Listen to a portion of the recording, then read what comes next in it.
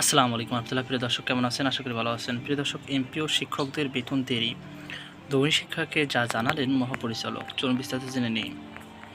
প্রিয় দর্শক, প্রতি মাসে এমপিভুক্ত শিক্ষক কর্মচারীদের বেতন দেরিতে হয়।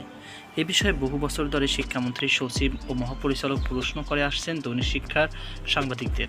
দৈনিক শিক্ষা .কমের প্রশ্নের জবাবে মাধ্যমিক ও উচ্চশিক্ষা অধিদপ্তরের মাউসি মহাপরিচালক অধ্যাপক ডক্টর খান মঈনুদ্দিন আল মাহমুদ সোহেল দৈনিক শিক্ষা .কমকে বলছেন, বেতন দেরিতে হওয়া নিয়ে কোথাও কোনো সমস্যা আছে কিনা সেটা আমরা খুঁজে দেখছি।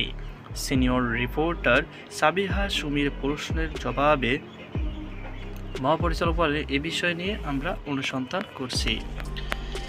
দর্শক, এদিকে বাজেটের আগে পে স্কেলের দাবি করছেন সরকারি কর্মকর্তা কর্মচারীরা। প্রিয় দর্শক, জানেন যে আগামী বাজেটে অর্থাৎ 2026-27 বাজেটের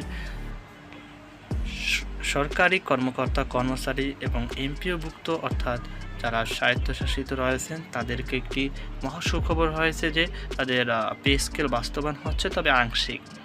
এ পর্যায়ে সরকারি কর্মকর্তা কর্মচারীরা আগেই বাজেটের দাবি করছে, অর্থাৎ বাজেট দেওয়ার আগেই যে কত তাদের বাজেটে বাড়বে সেটি জানার জন্য ইচ্ছুক।